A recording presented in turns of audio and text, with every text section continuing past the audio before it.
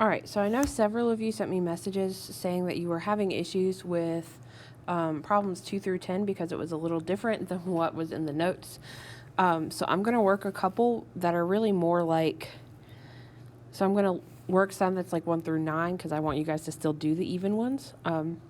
So like in number 1 is 3x over 5 equals 27.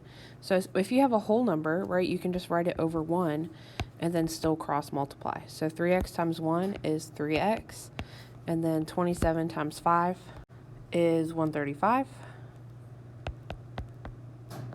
Right, and then you just solve that equation that you have left. So you divide by 3 on both sides, so then you get x equals 45.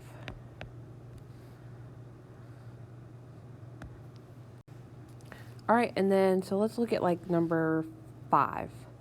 So that one is 2x over 3 minus 12 equals 16. So move the 12 over first.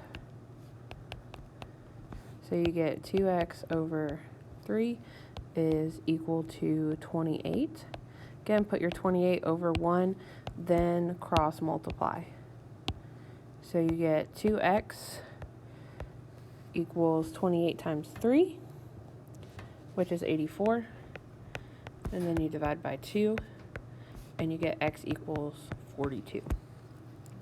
Right, so anytime you've got a whole number, you just need to put it over 1 before you cross multiply. And that will allow you to solve it just like we did in the video notes from Friday.